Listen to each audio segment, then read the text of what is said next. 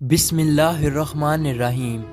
अस्सलामु अलैकुम दोस्तों, आज की वीडियो में हम आपको बताएंगे पैगंबर खुदा हज़रत इब्राहीम अलैहिस्सलाम के बारे में, उनकी विलादत के बारे में, बुत परस्ती के खिलाफ उनकी तबलीग और नमरूद की तरफ से उनको आग में फेंके जाने का वाक़या।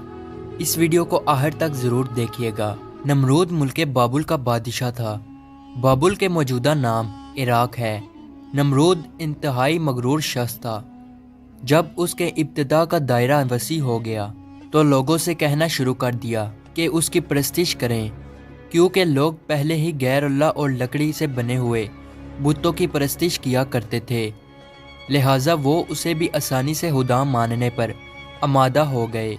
लोगों को इस गुमराही और जलालत की ज़िंदगी बसर करते हुए एक अरसा हो गया और वो अल्लाह को बिल्कुल ही भुला चुके थे। परवरदिगार आलम ने उस कौम की हिदायत और रहनुमाई के लिए उनमें अपना नुमाइंदा भेजने का इरादा फरमाया। नमरूद के दरबार में नजूमी भी थे। एक नजूमी नमरूद के दरबार में बड़ा मकामो मुंतलित रखता था और वो नमरूद के बहुत करीब था। एक दिन उसने नमरूद से कहा, एक बात अर्ज करूं? तो नमरूद ने कहा। नजूमी ने बताया कि आपकी सल्तनत में एक बच्चा पैदा होने वाला है। वो बुत परस्ती को ख़त्म कर देगा और लोगों को अपने दीन की जानिब बुलाएगा और आपकी हुकूमत ख़त्म कर देगा। ये सुनकर नमरूद ने अपने दरबार के दूसरे नजूमियों की तरफ देखा। सब नजूमियों ने पहले नजूमी की तायद की। नमरूद ये सुनकर दिल ही दिल में घबराया और फिर गुस्से में आकर हुक्म दिया कि औरतों और मर्दों को एक दूसरे से अलग कर दिया जाए ताकि ऐसा कोई बच्चा वजूद में आने ही ना पाए, और हुक्म दिया जो भी बच्चा पैदा हो उसे कत्ल कर दिया जाए। नमरूद के मुंह से इस हुक्म का निकलना था कि बाबुल में पैदा होने वाले बच्चे कत्ल किए जाने लगे। कहते हैं कि नमरूद के हुक्म पर इस मरदूद के जल्लातों ने 1,00,000 बच्चे कत्ल किए। नादान नमरूद ये समझता था कि हैलों से वो खुदा ताला के इरादे के आगे बांध सकेगा। इसी मुल्क बाबुल में एक खातून थी जिनका नाम तारीख ने नोना बताया है। नोना उस वक्त हामला थी, लेकिन उनके हमल के असर को अल्लाह ने छुपा दिया। जब उनके बच्चे की पैदाइश का वक्त आया तो वो नमरूद के खौफ से शहर से बाहर चली गई और वहाँ पहाड़ के एक गार में पनाह ले ली। उन्होंने अपने बच्चे को उसी गार में जन्म दिया और फिर बच्चे को लेटाकर फिर खुदा से दुआ की, ए खुदा, मैं अपने जिगर के टोटे को इस गार में लटाकर जा रही हूँ। उन जालिमों से तू ही इसको बचाना जो मासूमों के खून के प्यासे हैं। फिर उन्होंने बच्चे को बोसा दिया और गार के तहखाने को पत्थरों से बंद कर दिया और वापस शहर को लौट गई। जब दूसरे दिन गार में अपने बच्चे को देखने आई तो देखा उनका बच्चा अंगूठा चूस रहा है। उस बच्चे के अंगूठे से दूध जारी था। ये बच्चा कोई और नहीं बल्कि हज़रत इब्राहीम अलैहिस्सलाम थे। अल्लाह रब्बुल इज़्ज़त ने हज़रत इब्राहीम अलैहिस्सलाम के अंगूठे में दूध पैदा कर दिया था और यूं हज़रत इब्राहीम अलैहिस्सलाम को गज़ा पहुंचती रही। इस गज़ा से हज़रत इब्राहीम अलैहिस्सलाम दिन में इतना बढ़ते थे कि जहां एक आम बच्चा महीने में बढ़ता है। आप अलैहिस्सलाम की माँ आपको देखने की गर्ज से रोज़ाना गार में आती। जब आप अलैहिस्सलाम की उम्र 2 साल हो गई तो वो बातें करने लगे, और जब आपकी उम्र 7 साल को पहुंची तो आपकी वालिदा ने बड़ी बड़ी बातें और अखलाक सिखाने लगी। कमज़ोरों की मदद करना और अल्लाह रब्बुल इज़्ज़त के गुज़रे हुए पैगंबरों के वाक़यात सुनाया करती। मगर उन्हें क्या मालूम था कि वो जिस बच्चे की तालीम और तरबियत में लगी हुई हैं वो खुद ही एक पैगंबर हैं। आप अलैहिस्सलाम ने अपनी ज़िंदगी के 13 साल उसी गार में गुजारे। उन्होंने एक दिन अपनी माँ से कहा, माँ, मुझे भी अपने साथ शहर ले चलें। माँ ने जवाब दिया, बेटा, शहर में तुम्हारे लिए खतरा है। इसलिए हज़रत इब्राहीम अलैहिस्सलाम रात को उस गार से निकलकर शहर में दाखिल हुए। हज़रत इब्राहीम अलैहिस्सलाम का एक चचा था जिनका नाम आज़र था। यहाँ पे एक नुक्ते की वजाहत करता चलूँ तो रात में आज़र को हज़रत इब्राहीम अलैहिस्सलाम का चचा कहा गया है, जबकि उनके वालिद का नाम तारिक था। कुरान मजीद में उनके वालिद का नाम आज़र कहा गया है। बहुत से उल्मा का अजमा है कि आज़र हज़रत इब्राहीम अलैहिस्सलाम का बाप ना था बल्कि उनके वालिद तारिक थे और वो मुसलमान थे। अरबाब नस्ब का भी इसी पर इत्तफाक है कि हज़रत इब्राहीम अलैहिस्सलाम के वालिद تارک تھے، لہٰذا قرآن مجید اور اکثر حدیثوں میں جو آزر کو باپ کہا گیا ہے وہ مجاز کے طور پر ہے، کیونکہ وہ حضرت علیہ السلام کا چچا تھا، اور عرب میں یہ رواج ہے کہ چچا کو باپ کہتے ہیں۔ یا یہ بھی ہو سکتا ہے کہ وہ آپ کا چچا ہی رہا ہو اور طارق کی وفات کے بعد ان کی والدہ سے عقد کیا ہو اور آپ کی تربیت کی ہو، اسی سبب سے اس کو باپ کہا گیا ہے۔ آزر مٹی، پتھر، لکڑی کے بت بناتا، ان کو خود پوجتا اور لوگوں کے ہاتھوں فروخت کراتا تھا۔ اس طرح اس کا کاروبار بہت پھیلا ہوا تھا۔ آزر کے بیٹے بھی بت فروشی کرتے تھے۔ جب حضرت ابراہیم علیہ السلام غار سے نکل کر شہر میں گئے اور اپنے چچا آزر کے پاس پہنچے تو آزر نے حضرت ابراہیم علیہ السلام کو بھی اپنے بیٹوں کے ساتھ بت بیچنے کے لیے بھیج دیا۔ حضرت ابراہیم علیہ السلام نے بتوں کے گلے میں رسی باندھی اور انہیں زمین پر گھسیٹتے ہوئے لے گئے، جس سے وہ مٹی، کیچڑ اور کوڑا کرکٹ سے آلودہ ہو گئے۔ پھر آواز لگائی، اے لوگو، آؤ اور مجھ سے وہ بت خریدو جو بے جان ہے، عقل و ہوش سے خالی ہیں اور کوئی نفع یا نقصان نہیں پہنچا سکتے۔ بتوں کے ساتھ حضرت ابراہیم علیہ السلام کا یہ سلوک بت پرستوں کی نظر میں بے حد توہین آمیز تھا۔ پھر بات جہاں تک پہنچی، آزر نے حضرت ابراہیم علیہ السلام کو اس بارے میں نصیحت کی۔ ایک دن حضرت ابراہیم علیہ السلام نے اپنے چچا سے پوچھا، چچا جان، آپ لکڑی اور مٹی کے بت بناتے ہیں جو نہ بول سکتے ہیں، نہ سن سکتے ہیں، نہ آپ کو کوئی نفع یا نقصان پہنچا سکتے ہیں۔ آزر نے چونک کر پوچھا، کیا تم ہمارے خداؤں کے مخالف ہو؟ دیکھو، آئندہ اس طرح کی بات زبان پر نہ لانا، ورنہ تمہیں سزا ہوگی۔ اس کے بعد حضرت ابراہیم علیہ السلام لوگوں سے مخاطب ہوئے اور کہا، پرستش اور سجدے کے لائق نہ نمرود ہے اور نہ یہ بت ہیں۔ لائق عبادت صرف اللہ تعالیٰ کی ذات ہے، جس نے ساری کائنات کو بنایا، جس نے پوری دنیا کو پیدا کیا۔ حضرت ابراہیم علیہ السلام کا نام اور پیغام تیزی سے پھیلنے لگا، لوگ ان کی بات غور سے سننے لگے۔ جب ان کی شہرت نمرود تک پہنچی تو اس نے اپنے دربار کے لوگوں سے پوچھا، یہ کون نوجوان ہے جس نے ایک ہنگامہ کھڑا کر دیا؟ درباری بولے، اس کا نام ابراہیم ہے جو آزر کے گھر میں جوان ہوا ہے۔ نمرود نے حکم دیا کہ اسے فوراً میرے سامنے پیش کیا جائے۔ نمرود کے بھیجے ہوئے لوگ حضرت ابراہیم علیہ السلام کے پاس آئے اور انہوں نے نمرود کا پیغام انہیں پہنچایا۔ حضرت ابراہیم علیہ السلام نمرود کے پاس پہنچے۔ نمرود نے پوچھا، نوجوان، تم جس خدا کی بات کرتے ہو وہ کون ہے؟ تو حضرت ابراہیم علیہ السلام نے جواب دیا، میرا خدا وہ ہے جو لوگوں کو زندگی اور موت دینے کی قدرت رکھتا ہے۔ نمرود نے کہا، یہ تو میں بھی کر سکتا ہوں، اور اس نے ایک ایسے مجرم کو آزاد کر دیا جسے موت کی سزا کا حکم سنایا جا چکا تھا، اور ایک ایسے آدمی کو پھانسی دے دی جس کا کوئی جرم نہیں تھا۔ پھر کہنے لگا، اب بولو، میرے خدا ہونے میں تمہیں کیا شک ہے؟ میں بھی تو جس کو چاہوں زندگی بخش دوں اور جس کو چاہوں موت بخش دوں۔ حضرت ابراہیم علیہ السلام نے فرمایا، اگر تو سچا ہے تو جس کو قتل کیا ہے اس کو زندہ کر کے دکھا۔ پھر فرمایا، میرا خدا سورج کو مشرق سے نکالتا ہے اور مغرب میں غروب کرتا ہے، تو اسے مغرب سے نکال کر دکھا۔ نمرود سے اس سوال کا جواب نہ بن سکا اور وہ شرمندہ ہو گیا۔ اس وقت حضرت ابراہیم علیہ السلام کی والدہ نے نمرود سے کہا، بادشاہ سلامت، مجھے اجازت دیں کہ میں ابراہیم علیہ السلام کو اپنے ساتھ لے جاؤں، کیونکہ یہ ابھی ناسمجھ ہیں۔ آزر بولا، بادشاہ سلامت، آپ ابراہیم علیہ السلام کو گھر جانے کی اجازت دے دیں، میں اسے آپ کی اور بتوں کی توہین سے باز رکھنے کی ضمانت دیتا ہوں۔ نمرود نے کہا، میں تمہاری خاطر ابراہیم علیہ السلام کو معاف کرتا ہوں، لیکن اگر اس نے آئندہ کوئی ہنگامہ کھڑا کیا تو میں اسے زندہ جلا دوں گا۔ ابراہیم علیہ السلام اس واقعہ کے بعد اپنے مشن سے باز نہ آئے، اور انہوں نے ایک دن آزر سے کہا، چچا جان، یہ بت کیا ہے جن کو آپ خود بناتے ہیں اور خود پوجتے ہیں اور خود ہی ان کو خدا مانتے ہیں؟ آزر یہ بات سنتے ہی بگڑ گیا اور اس نے کہا، ابراہیم، فوراً میرے گھر سے نکل جاؤ، میں تمہیں مزید برداشت نہیں کر سکتا۔ ابراہیم علیہ السلام یہ کہتے ہوئے گھر سے نکلے۔ چچا جان، آپ نہیں مانتے تو میں جاتا ہوں، مگر میں اپنے مشن سے باز نہیں آؤں گا، کیونکہ میں خدا سے ڈرتا ہوں اور ان بتوں سے یا نمرود سے نہیں ڈرتا۔ حضرت ابراہیم علیہ السلام نے اپنے چچا کے گھر سے الگ اپنا کوئی انتظام کر لیا اور وہاں سے چلے گئے، مگر اپنے قول کے مطابق اللہ کی بندگی کی دعوت دیتے رہے اور بتوں کی خدائی کا انکار کرتے رہے۔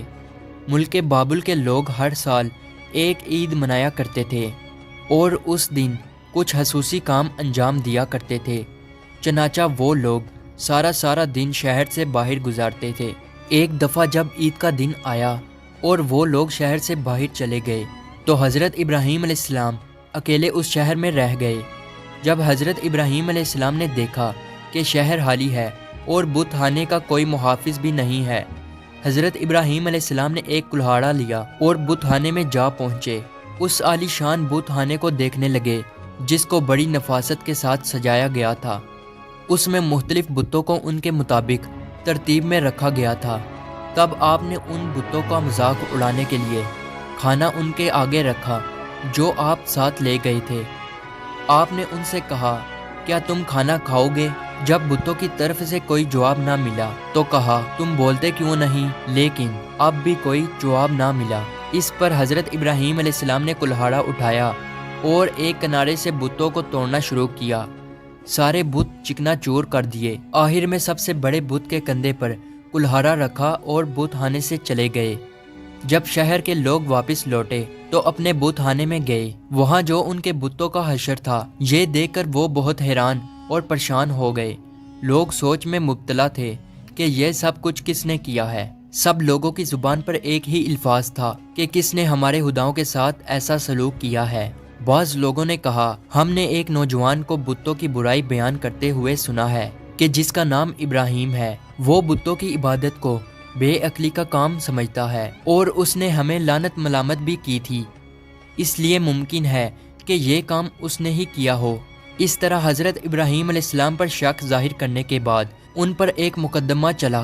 انہوں نے حضرت ابراہیم علیہ السلام سے پوچھا، کیا ہمارے خداؤں کے ساتھ یہ سلوک تم نے کیا ہے؟ تو حضرت ابراہیم علیہ السلام نے بڑے اطمینان سے جواب دیا، یہ بات اس بڑے بت سے پوچھو کہ جس کے کندھے پر کلہاڑا ہے۔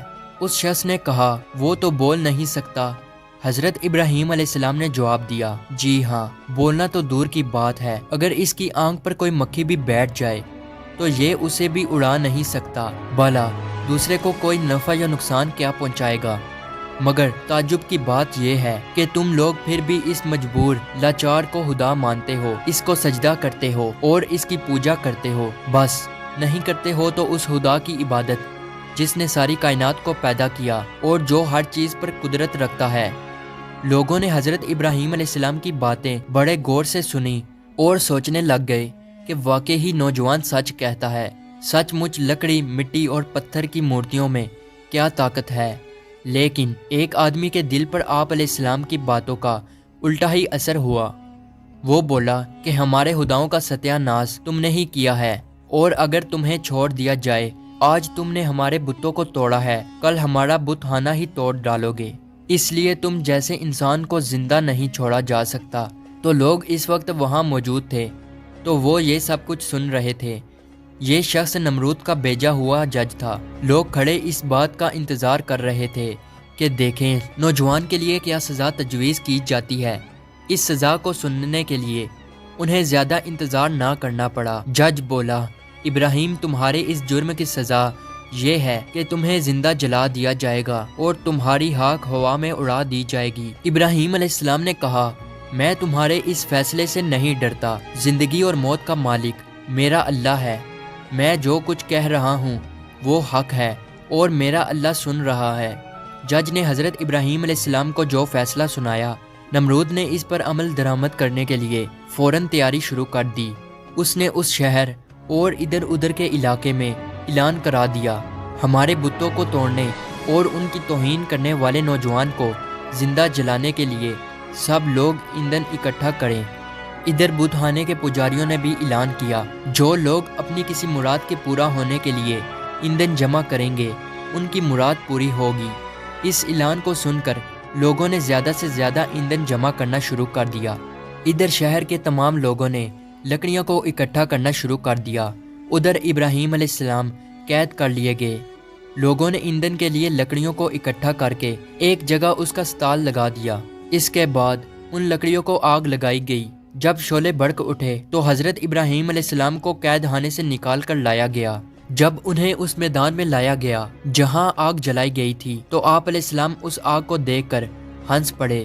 حضرت ابراہیم علیہ السلام نے اس اونچے مینار کو بھی دیکھا جو میدان سے کچھ دوری پر تعمیر کیا گیا تھا، جس میں ایک خوبصورت کمرہ تھا جہاں نمرود کے ساتھ اس کے وزیر اور بشیر بیٹھے تھے۔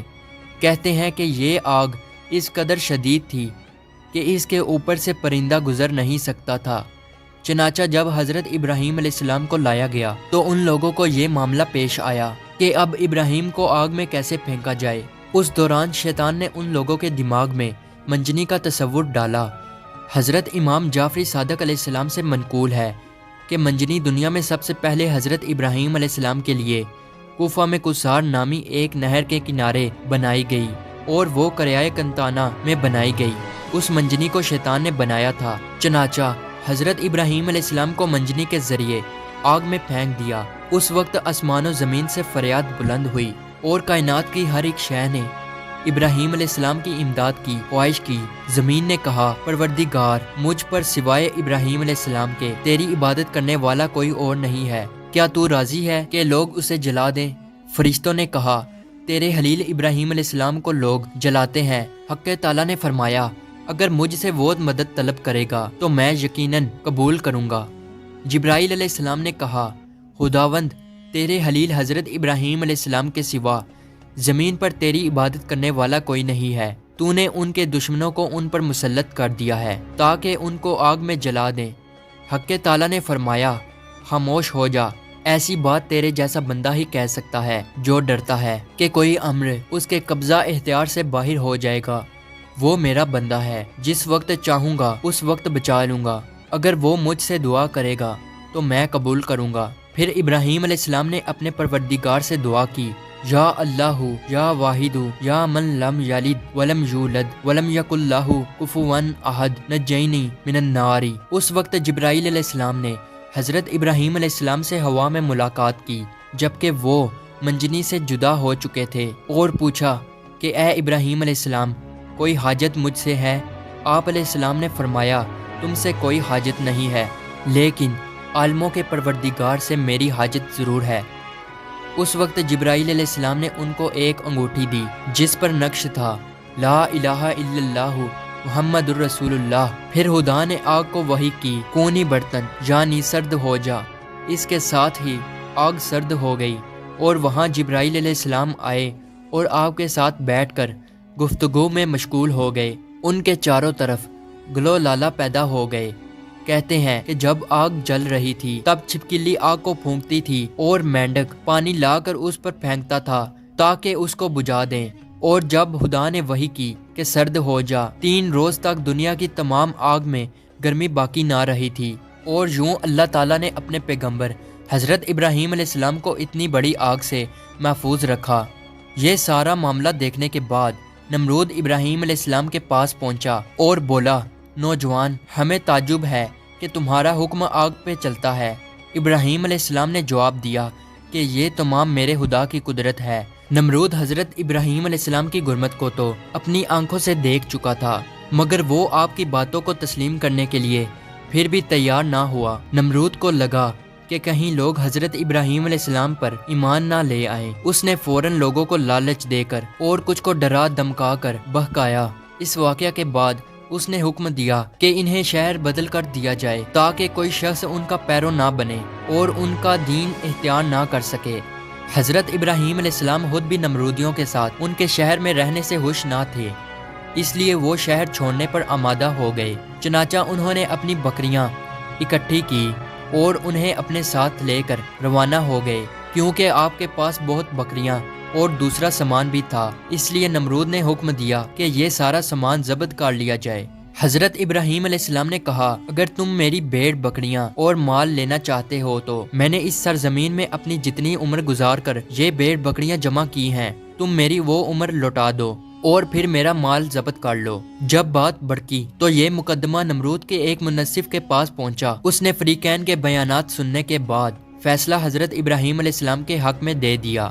تب آپ اپنی بکریاں اور دوسرا سامان لے کر اپنی بیوی سارہ اور اپنے بھتیجے حضرت لوط علیہ السلام کے ہمراہ بابل چھوڑ کر چل دیے۔ اکثر مورخوں اور بعض مفسروں نے ذکر کیا ہے کہ آگ سے نجات کے بعد حضرت ابراہیم علیہ السلام نے نمرود کو دین حق کی دعوت دی۔ اس شکی نے کہا میں تمہارے خدا سے جنگ کروں گا، اور ایک دن مقرر کیا۔ اس روز نمرود بے شمار لشکر لے کر میدان میں آیا۔ ابراہیم علیہ السلام تنہا اس کے مقابلہ میں کھڑے ہوئے، یہاں تک کہ حق تعالیٰ نے سب سے کمزور مخلوق مچھر کو بھیجا، جن سے فضا تاریک ہو گئی، اور وہ لشکر والوں پر حملہ آور ہوئے اور ان کے سر اور ناک میں لپٹ گئے، یہاں تک کہ سب کے سب بھاگ کھڑے ہوئے۔ نمرود بھی ذلیل و رسوا ہو کر واپس آیا، لیکن پھر بھی ایمان نہ لایا۔ تو خدا نے ایک کمزور مچھر کو حکم دیا کہ اس کے دماغ میں گھس جا، تو وہ اس کے دماغ میں جا کر اس کا مغز کھانے لگا۔ نمرود اس قدر بے چین ہو گیا کہ چند آدمیوں کو مقرر کیا کہ چپل کی باریک نوک اس کے سر پر ماری جائے۔ نمرود کو اسی حالت میں 40 سال گزر گئے، تو وہ ایمان نہ لایا، بالآخر اسی حالت میں مر گیا اور اس پر جہنم مسلط ہو گئی۔ امید ہے ہماری آج کی ویڈیو آپ کو اچھی لگی ہو، تو اسے لائک اور سبسکرائب ضرور کیجیے گا۔ ملتے ہیں اگلی ویڈیو میں، تب تک کے لیے اللہ حافظ۔